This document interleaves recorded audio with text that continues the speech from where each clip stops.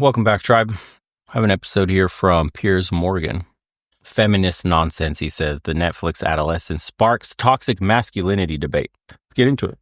Adolescence on Netflix is currently the biggest show in the world. The drama about a 13-year-old misogynist who kills a teenage girl has been seen by 25 million people so far and was raised by the British Prime Minister in Parliament. Lessons with our children. I've got a 16-year-old boy and a 14-year-old girl. It's a very, very good documentary to watch, or drama.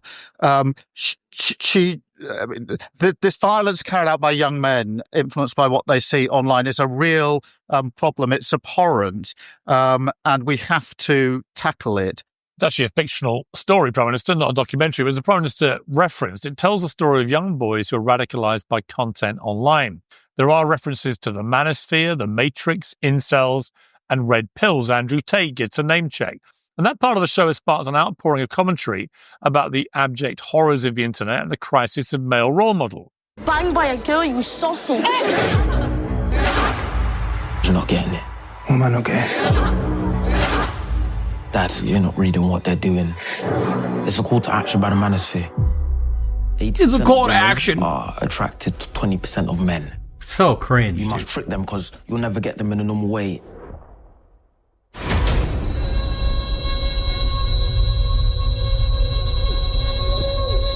The crying dad. My son! Well, The Guardian sums up the general tone of the reporting with a headline that said from the police to the Prime Minister how adolescents... I can't believe this shit is so popular. It's so cringe. My son is being radicalized by YouTube and fucking TikTok by other men saying, man the fuck up. No one's coming to save you. You got to be successful. You got to take care of your body. You got to take care of your mind. You must read things. You must get some skills. You must make some money to protect your family, to be a pillar of society, to be the one people can depend on. That's what it is to be a real man. He's radicalizing him. He's not crying in his room, cutting his dick off. What the fuck? His hair is in dyed rainbow colors. Get the fuck out of here. This is so cringe. This is making Britain face up to toxic masculinity. But is it really? Can it not just be a successful drama that references popular culture, as so many do? Critics of the show say it's another version of the same man-bashing narrative that gave rise to the so-called manosphere in the first place. Well, here to debate all this is the host of The Crucible, Andrew Wilson, the radio host, James Barr, the host of Tommy Lahren is Fearless on Outkick, Tommy Lahren, and the host of The Determined Society, Sean French. Welcome to all of you. Andrew Wilson, let me start with you, because look, I've got three sons, 31, 27, 24. I think I brought them up to respect women, to not behave in a misogynist way, and to behave in a pretty decent way generally. But I'm also aware that they've grown up in an era when the likes of Andrew Tate and others have become increasingly dominant in the way that a lot of impressionable young... By the way, in the last 3 days, there's an update, and it says TV series Adolescence becomes part of Dutch school lessons. Good luck with that one. The Dutch are lost. The Netherlands, good luck to you guys. Young men start to think and view women. And for all that Andrew Tate can say that is positive about getting successful and so on, indisputably a hardcore streak of misogyny that runs through his veins, which I think has been quite damaging to young men. So I'm not all in either way here, but I can certainly see the argument. Where do you sit? Well, you have to define first what's misogyny. They think misogyny is a woman staying at home. They think misogyny means that a woman's better at caretaking and having children and raising them instead of being in a workplace environment. They think misogyny means that if we say there are differences like men drive better on average or have better spatial recognition or reaction times, that's somehow misogyny. If we say things like they're better tailored to childcare, that's misogyny, and that women would be better fit staying home. Misogyny, everything that was a traditional nuclear family or all the feminine, frameworks of what made a woman, that's all misogyny today. It's somehow bad to be a woman. It's somehow bad to be feminine. It's less than. That's the argument they made. So you can't even address misogyny, real, deep-seated hatred for women, woman beating and crazy shit like that, assault. How much of that makes the, quote, manosphere or incel communities or whatever the fuck name they give whatever the other communities are, how much of that is really present? It's probably 1% of the real genuine hate. The rest are just, what could you say? Frustrated at the current system, Frustrated they can't afford anything, frustrated at social media's propaganda, frustrated at how divided the genders are, frustrated at the social engineering going on in front of them, struggling to date, struggling to pay for dates, struggling to start families, struggling to pay for themselves to go into adulthood independent financially. Okay. Simply talking about female versus male preferences. Men prefer younger women. Younger women prefer older men that are more well established. That's called misogyny. You know, just saying that she wants a strong man that's secure, that could provide, that's misogyny. Like, how dare you? How dare you reduce women to that? No, it's common. We see it. Women literally say what standards they have for men. But you as a man, if you say, I don't want a fat chick, that's misogyny. You hate fat women. It's insane that this is even a conversation.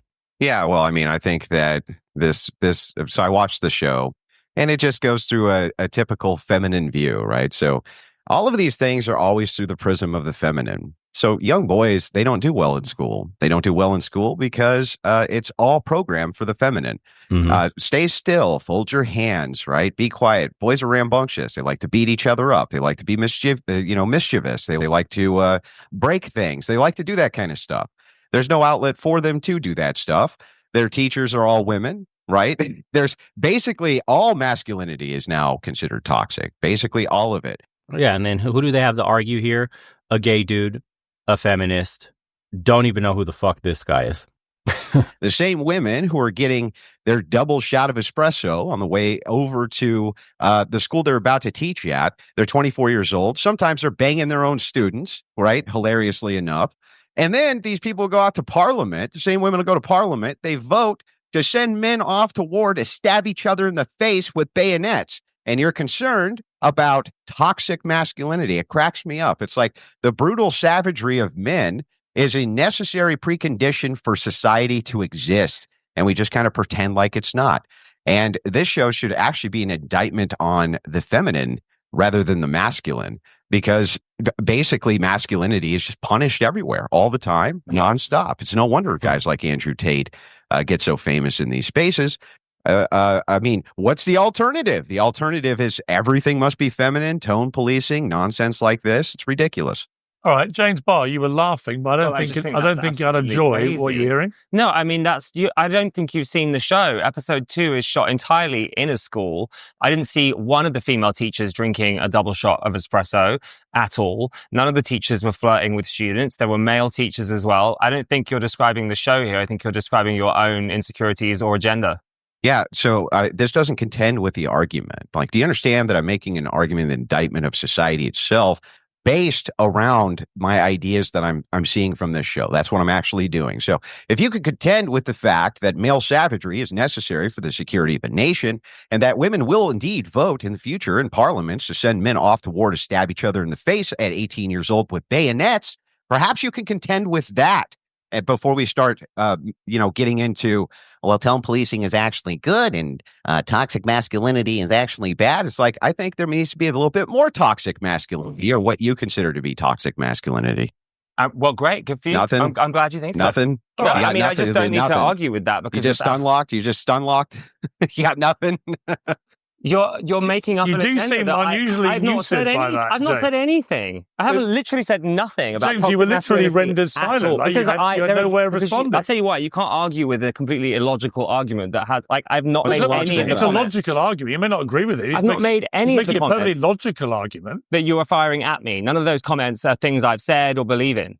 All right, I want to bring Tommy in, because Tommy, you've got a very interesting perspective, I think. You've talked about something different. You call it the pussification of men, which is a great phrase. I'd love you to just explain what you mean by that. But also, you're not a fan of Andrew Tate or the influence he has. So that makes you, I think, an interesting commentator in this area. So just explain, first of all, the pussification of men. All right, Piers. Well, I think, and I can't see you all, so forgive me if I'm incorrect here, but I think I'm the only female on this panel. Correct. So I'm really anxious to weigh in. Okay. So I think over the last probably 10 years, there has been what I call the pussification of men. It was everything should be about your emotions and your feelings, and men were emasculated, and this whole concept of toxic masculinity warped the minds of a lot of young men. And they felt masculine. They wanted to be masculine, but society was telling them they should be softer, that it was being toxically masculine if you wanted to play sports and chop wood and go to war. And so men were so emasculated and so beat down that then there was this revolution of what was actually toxic masculinity, the Tate brothers and others, which I feel as a female that doesn't represent true masculinity. That to me represents douchebaggery. And as a woman, I want a strong man who is a protector and a provider that will go to war if need be, that will protect me, protect my family, make money. I see that as being actually masculine. That's like the man that I grew up with, my dad. But what we're seeing now is these young men who look at Andrew Tate and the Tate brothers, and they see somebody who's just quite frankly a douchebag and disrespects women. And because they've been so emasculated, they're like, oh, great, that's a manly man. But that's not right either. So at some point, I think we'll go back to maybe meeting in the middle here. You can be a man who has feelings and emotions, but you can also go to war and protect and defend your family. I'm hoping we can get back there. But the two extremes right now, they're confusing men, and quite frankly, they're leaving women with few choices. And that's the real tragedy here. So see, do you see how she argues from the feminine perspective? This is his whole argument, is that we're seeing this from the feminine perspective. It's leaving women with few choices. Okay, what about all the whores? The rampant TikTok addiction, the social media addiction in general, high body counts, super hyper sexualization of every part of a woman today, the commodification of women in their bodies today with OnlyFans and all that. What choices do men have?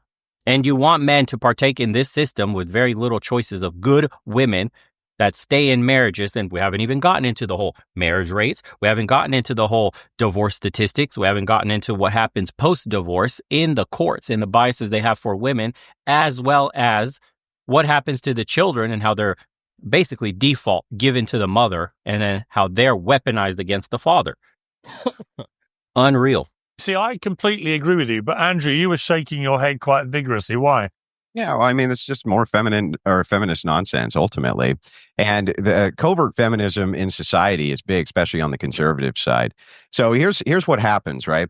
Women need to have feminine virtues for men to be pursuing masculine virtues, for you to say things like, well, men, what I want is for men to protect me and I want men to make money. Well, that's great. What that ends up doing is it gives you a set of privilege in society. What do men get? What do men get for doing that for you? What are we getting from women for doing that? Are we getting chaste virgins on our wedding night? No, we're not getting chaste virgins on our wedding night. Are we getting women of great virtue? No, we're not getting women of great virtue. The idea of courtly love is supposed to be done for women of great virtue. Where are they? Well, they're nowhere. And so in modernity, in society, when conservative influencers, female conservative influencers say this, it's actually a form of covert feminism. They're saying, I want privilege in society. Right? But what is it women are giving to men to get it? What? What are they giving them? Tell me. Well, they gave you a place. Can I please chime in here? Yes, you can. And then James can, and I'll come to you, Sean. No, I would love to. I love this whole thing of like, if you're a female conservative and you don't believe that men should be douchebags, that all of a sudden you're a covert feminist. Call me a feminist. I really don't give one crap one way or another, but I can tell you this. A lot of these men, these podcast hosts on the right that like to think of themselves as these big masculine men, and what am I? You see the shaming language? You see it come out? The moment a little bit of pushback, you get called a covert feminist. Look at how they act. Do you really think a traditional feminine woman acts like this? Puts on this kind of show? I'm just being real, bro. My grandma would never move in these kinds of ways, would never speak to men in that kind of way. That's not what feminine women do. That's not how feminine women address men. This is how far back we fall. Until I seen it for my own fucking eyes. How women address men in other parts of the world, it's plain to see that that's a masculine woman. Despite in the mainstream Western news or American news, she would be seen as conservative feminine. That's a dude, basically, in other parts of the world. She's a man. He acts like a man. Getting out of it. I can tell you this. There's that feminism. All right, I believe I'm a woman of virtue, right? Yeah, there's the feminism. Oh, and then you're interrupting me too. Didn't take long, did it? Didn't take long, did it? Okay. Yeah. Oh, I'm sorry. Did you want to speak over me? Yeah, I don't care if you call me. I don't really care if you call me a strong, feminist. independent woman. Yeah. Got her. Yeah. You're actually interrupting me. I didn't interrupt you when you were spewing your bullshit. So now it's my turn. Okay. You mean the truth? Like I said before, so I believe there we go again. Piers, I'm a woman of virtue. I happen to be independently successful. I have a husband who's not only a former professional athlete, but is currently a professional baseball coach. So is he not a masculine man? I mean, I'm confused here. What's your concept of a masculine man? Mine is a man who respects me. Yeah, that misses the point, though. Like, you're still not contending with the argument that I'm what's making. your point? I'm saying inside of society, right this second, right, masculinity is not only punished, but also women on the right, covert feminists on the right, are constantly and consistently talking about how they need to have privilege in society. I want men. Their version of masculinity is men who take care of us, men who protect us, men who do all of this. Those are all duties that men have towards women. Great. What are the duties that women have towards men? What are the duties that women have towards anything? What do men get out of this arrangement? What are we getting out of this arrangement? Can you tell me? I mean, I would argue that men innately should be protectors and providers. Hang on one second. Let Tommy respond. Most men are born that way. Let Tommy respond to that, and then I'll come to you, Jez. You've been waiting patiently. So most men are born to be protectors and providers. I can't imagine my dad saying, you know what, to my mom, you know what, I'm not going to be a protector and a provider unless you do this. That's not how real men operate. Real men are protectors and providers. Real men. There goes the talk again. Real men. How would you know what a real man is? You're not a man. You don't get to dictate what masculinity and manhood is to men. And they marry women who hopefully have some virtue, but also bring a lot to the table as well, that are great mothers, great wives, caretakers of the home. There's nothing wrong with being a traditional wife and mother. You're misunderstanding me if you think that I think that women should just be out doing whatever they want. I think that there are gender roles that should be respected. But I don't think a man needs to get something out of it to be a manly man, a protector, and a provider. See the argument? You don't need to get anything out of it, boys, to be a protector and provider. Our presence is enough. That's why he calls it covert feminism. What do you get in return for all your, quote, duties to women? Nothing. You should just be happy with nothing. That's her argument. Nothing. You should be a real man and get nothing. Boy, does that resonate. Conservative cucks, man. Unbelievable. If you think you need to get something out of it, I quite frankly don't consider you a real man. Yeah, so there it is. So you have nothing. But we'll discuss in a moment whether Andrew Wilson is a real man. Piers, I offer nothing. I offer nothing. You offer me a lot of things, Tommy. That's why I always love having you on the show. You know that. Let's go to a real man, James Barr. Thank you. I do see myself as a... Let's go to a real man, the gay dude. I mean, look, I get it. You got to have a panel that's going to butt heads. It's all for show. It's entertaining. Don't know who this guy is or what his point's going to be. No idea.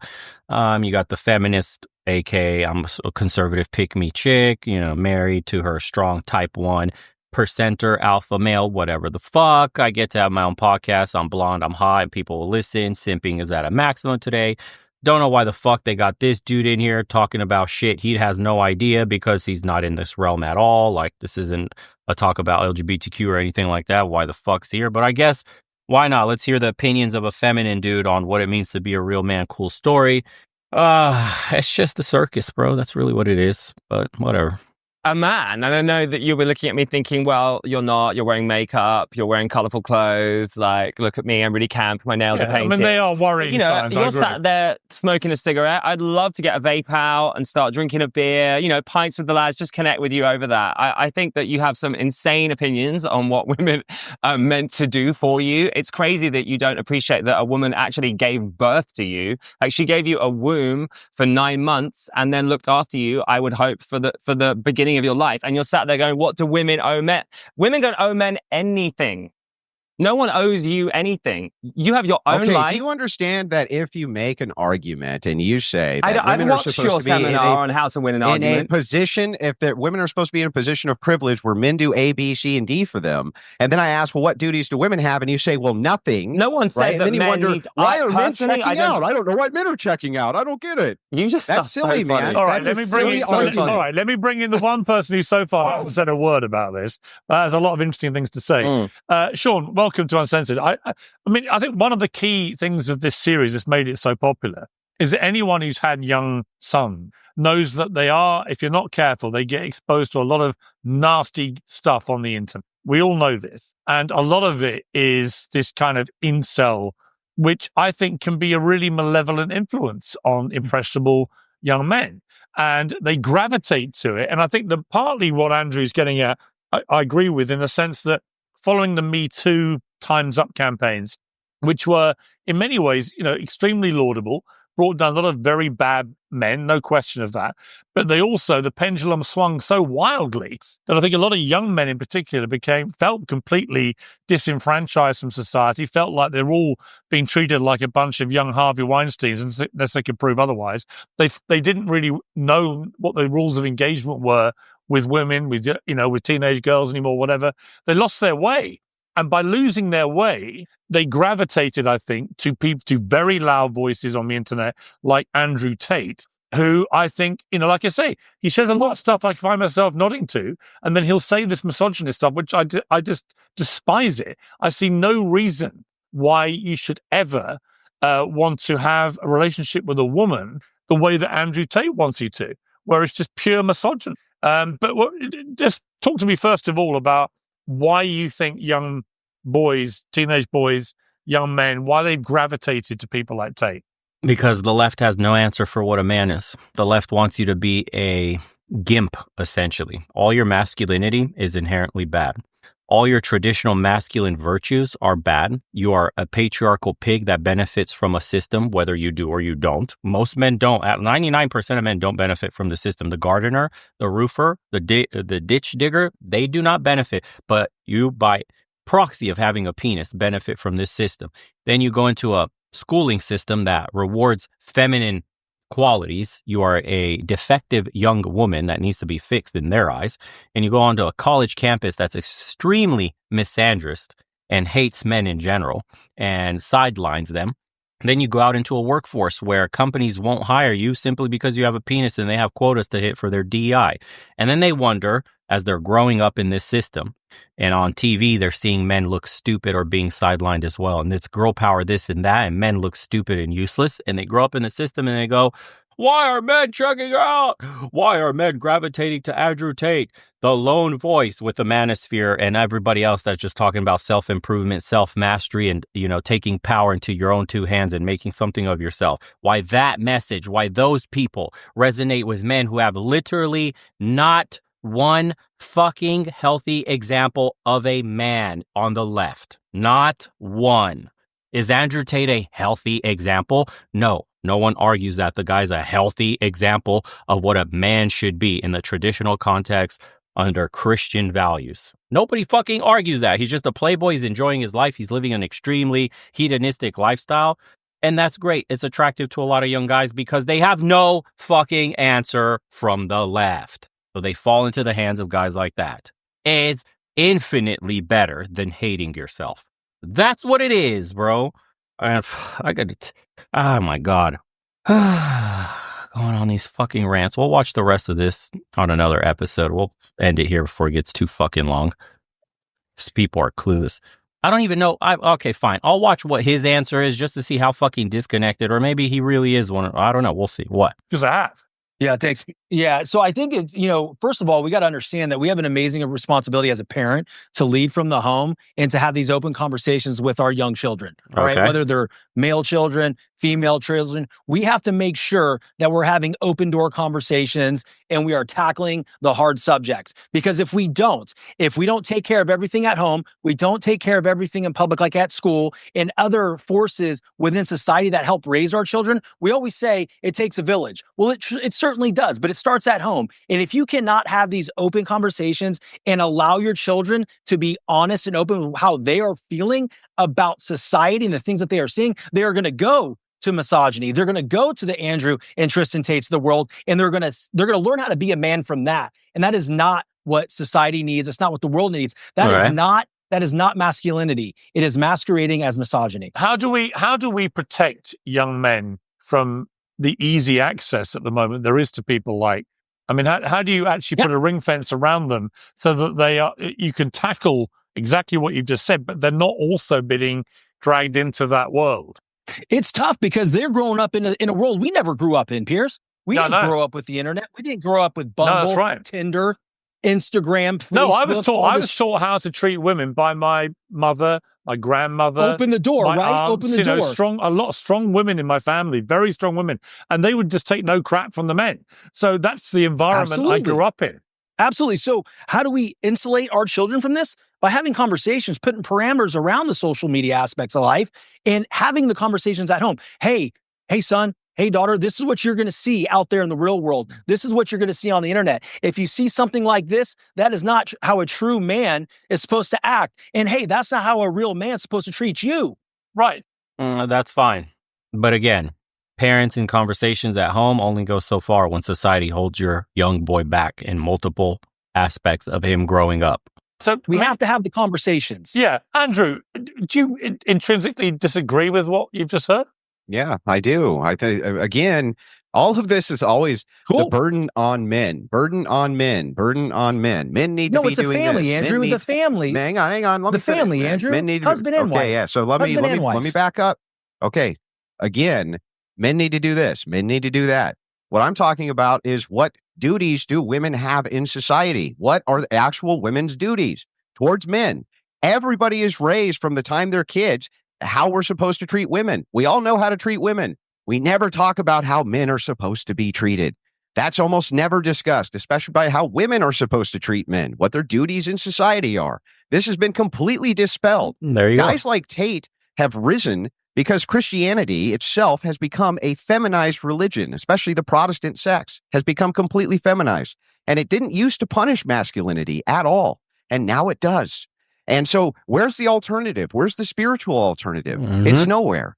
And we need to get back to this fundamental question of what even is misogyny? Because I don't think that men kicking the crap out of each other, being brutes, insulting each other, hazing each other, even bullying each other is misogyny. Not only do I not think it's misogyny, I think it's perfectly healthy. Yeah, but I don't think that's misogyny. Well-adjusted. Is that the argument? But that is not misogyny. Well, no. Hang on. How women see this is totally misogyny is where you have a hatred or, whatever you want to phrase it, towards women. It's not about men treating men. Sorry, toxic masculinity is what I'm referencing here. And toxic masculinity is what they're claiming leads to misogyny. So what I'm talking about is these are all masculine traits. There's nothing wrong with them, right? When you're talking about misogyny itself, I want to know what that even is. Is it just asserting yourself to women, telling women no, telling them no, that's bullshit? No, I would say it's okay. Let me telling answer them you're saying stupid things. Andrew Tate says he's quite open about it. Women should stay at home. They shouldn't go out to work. They should do what he tells them. He's the king of the castle in his house, blah, blah, blah, blah, blah. In the rest of the world, that's completely normal and what women actually seek for a man that's competent and capable enough so that they could stay at home and raise a family. In the West, we're so twisted in progressive ideals that is considered misogyny. He's making the argument that that's misogyny. That's how fucked the conversation is. That is misogyny. You see? I've got a daughter. I've got a 13-year-old daughter. I don't want her thinking she can never leave the house. She's somebody's chattel. It's not never leaving the house. Look, it is true that the world would be a better place if we didn't have it inverted and women did have a natural role at home and that was glorified and that there was government propaganda around the nuclear family and keeping women home. Why do you want to outsource the raising of children to strangers instead of your wife? That's a way better society. Why do you want your best and brightest women forced to go to a workplace instead of the best and brightest women staying at home, raising their children? That's a way better system. It's always been a better system. I guess we're talking freedom of choice. That's not misogyny. Women to do anything. It's freedom of choice. It's freedom of choice. I love that. But no, okay, but what is free? See, this is the disingenuous argument. I guess we're talking freedom of choice. No, we're talking what is misogyny.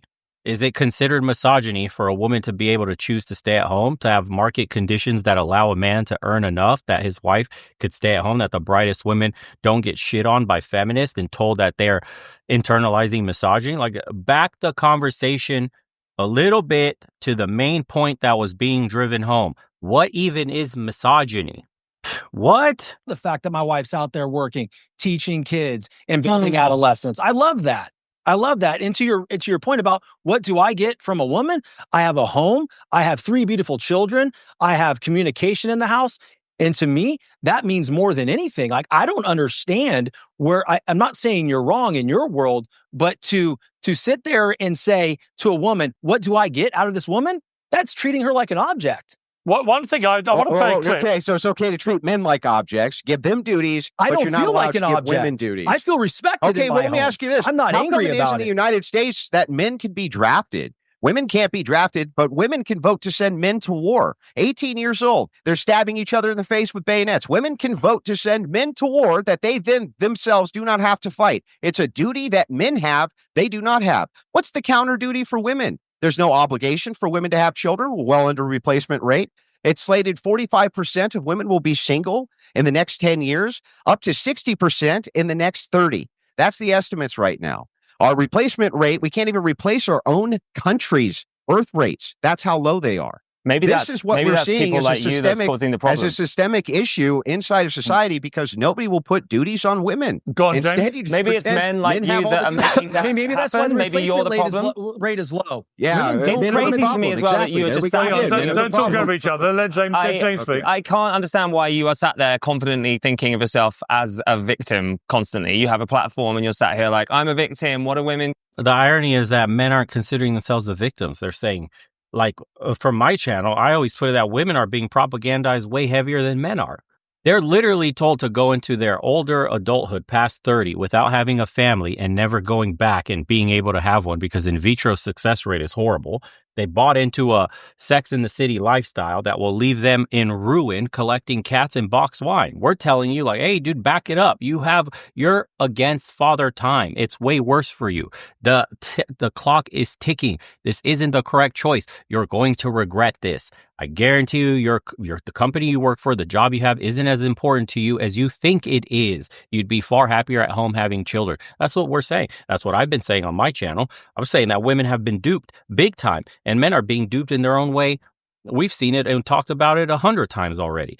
But the fact of the matter is nobody said anything about hating women, taking away their choice or whatever it is, other arguments that they're making here. It's just very simple. You'd be better off staying at home with a man that could provide for you. You'd be much happier raising children instead of busting your ass at work and your balls being busted, by a boss who's most likely a man making millions of dollars in profits through your own efficiency for a company that's most likely owned by men also in the feminist system that you're thinking you're living in. For you're a strong, independent boss, babe, you're just a worker bee drone slave for a system that profits off of you becoming more and more miserable. That's all that we're saying. And you could see it. The statistics don't lie. The ones Andrew just quoted on top of the fact that more women are unhappy today than previous generations. So what does that tell you? Despite earning more, despite having more freedom, more rights, more whatever it is that they think they have more of everything except happiness. And they have less children today than they ever had. Isn't that weird? Isn't that weird how those two are connected like that?